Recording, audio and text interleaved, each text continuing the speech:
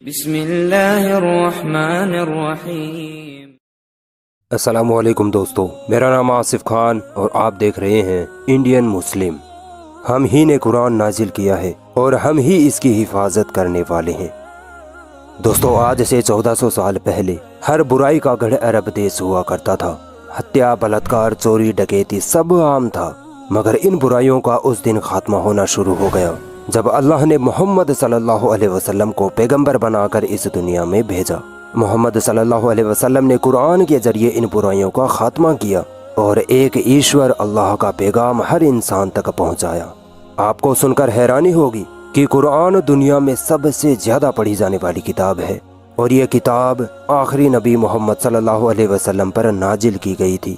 قرآن کب اور کیسے اوترت ہوئی؟ قرآن کو کس نے لکھا؟ ایسے ہی سوالوں کے ساتھ آج ہم قرآن کی ہسٹری جانیں گے، قرآن کے بارے میں روچک تتھیہ جانیں گے۔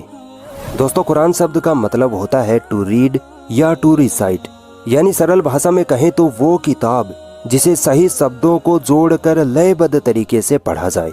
قرآن کا ایک نام فرقان بھی ہوتا ہے، جس کا مطلب ہوتا ہے سچ اور جھوٹ میں فرق کرنے والی کتاب۔ آپ نے بہت بار سنا ہوگا کہ قرآن کی اس سورہ میں یہ لکھا ہے، اس سورہ میں یہ لکھا ہے۔ تو سورہ کا کیا مطلب ہوتا ہے؟ سورہ کا مطلب ہوتا ہے چیپٹر، پارٹ یا ادھیائے۔ قرآن میں آیتیں ہوتی ہیں۔ آیت شبد کا مطلب ہوتا ہے نشانی، یا سرل بھاشا میں آیت کو ہم پنکتی کہہ سکتے ہیں۔ اب دوستو، سب سے روچک سوال یہ ہے کہ قرآن کب، کیسے اور کہاں نازل کیا گیا؟ کچھ لوگوں کی غلط فہمی ہے کہ اللہ نے خود اپنے ہاتھوں سے قرآن لکھا اور پھر محمد صلی اللہ علیہ وسلم کو دے دیا۔ ایسا نہیں ہے، بلکہ قرآن 23 سالوں میں دھیرے دھیرے نازل ہوا تھا۔ 609 عیسوی میں محمد صلی اللہ علیہ وسلم جب 40 سال کے تھے، تب ایک دن وہ مکہ کی ہیرا نامی گفا میں اللہ کی عبادت کر رہے تھے کہ اچانک ایک فرشتہ جبریل علیہ السلام پرکٹ ہوتے ہیں اور قرآن کی کچھ آیتیں محمد صلی اللہ علیہ وسلم کو بتاتے ہیں۔ یہیں سے قرآن کا اترنا شروع ہوا تھا۔ پھر دھیرے دھیرے جب بھی اللہ رب العزت کو انسانوں کو کوئی سندیش یا آدیش دینا ہوتا تو جبریل علیہ السلام کے دوارا محمد صلی اللہ علیہ وسلم تک پہنچا دیا جاتا تھا۔ محمد صلی اللہ علیہ وسلم کے پاس جب یہ آیتیں آ جاتی تب وہ اپنے ساتھیوں کو ان آیتوں کے بارے میں بتاتے، اور پھر وہ لوگ ان آیتوں کو کسی پتھر، لکڑی، چمڑے یا ہڈیوں پر لکھ لیتے تھے۔ دوستو، قرآن کی ایک خاص بات یہ ہے کہ قرآن کی آیتیں اس سیکوینس یا کرم میں نہیں ہیں جس کرم میں وہ اترتی تھیں، بلکہ محمد صلی اللہ علیہ وسلم نے قرآن کی آیتوں کا ایک سیکوینس بنایا تھا۔ یعنی جب جب آیتیں اترتی تو محمد صلی اللہ علیہ وسلم اپنے ساتھیوں سے کہتے کہ اس آیت کو تو اس آیت کے بعد لکھو اور اس آیت کو اس سورہ میں لکھو۔ یہی وجہ ہے کہ جو آیتیں سب سے پہلے اتری تھیں وہ قرآن کے آخری حصے میں ہیں، اور جو آیتیں آخری دور میں نازل ہوئی تھی وہ قرآن کے شروع میں لکھی ہیں۔ دوستو، محمد صلی اللہ علیہ وسلم کے زمانے میں قرآن کسی کتابی شکل میں نہیں تھا، بلکہ پتھر، چمڑوں، ہڈیوں پر الگ الگ لکھا ہوا تھا۔ مگر زیادہ تر مسلمان قرآن کو اسی وقت میمورائز یعنی پورا کا پورا یاد کر لیا کرتے تھے، اسی لیے قرآن کو کتابی شکل نہیں دی گئی تھی۔ محمد صلی اللہ علیہ وسلم کے اس دنیا کے جانے کے 1 سال بعد ایک جنگ یمامہ میں تقریباً 70 ایسے مسلمان جن کو پورا قرآن یاد تھا وہ شہید ہو گئے۔ اس پر اس وقت کے پہلے خلیفہ ابو بکر رضی اللہ تعالیٰ عنہ نے نرنے لیا کہ اگر ایسے ہی سارے حافظ قرآن یعنی قرآن کو یاد رکھنے والے شہید ہو گئے تو ڈر ہے کہ ہم قرآن کو کھو دیں گے۔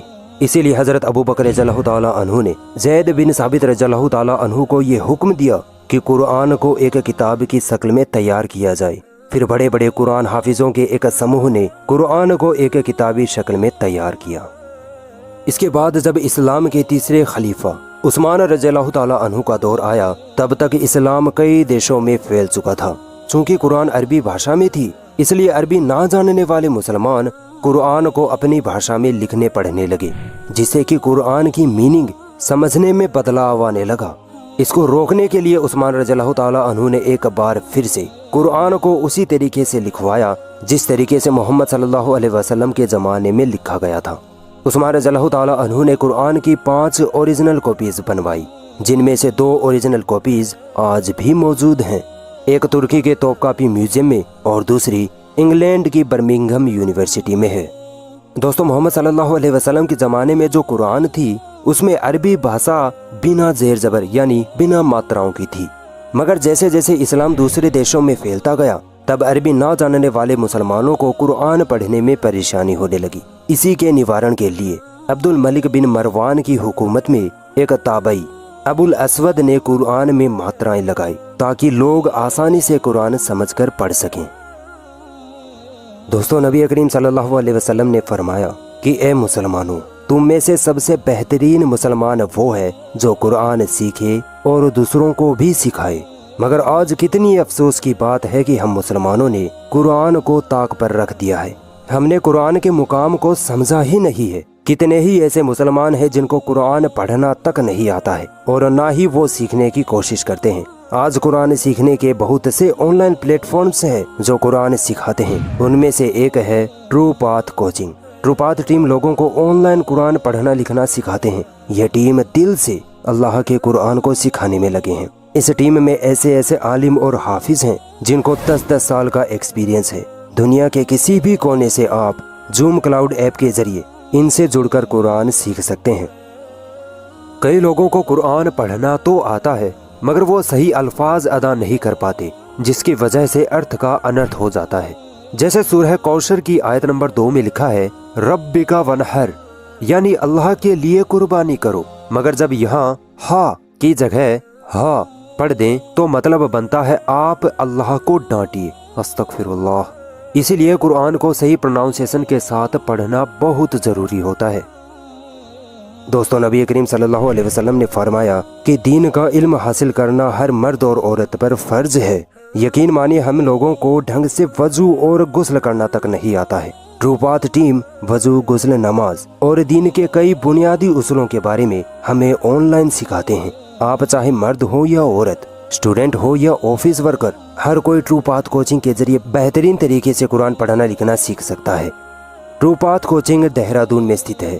इस कोचिंग में बिहार, यूपी और देश की कई जगहों के माहिर कारी साहब पढ़ाते हैं। आप एक बार ट्रू पाथ कोचिंग से कांटेक्ट जरूर करें।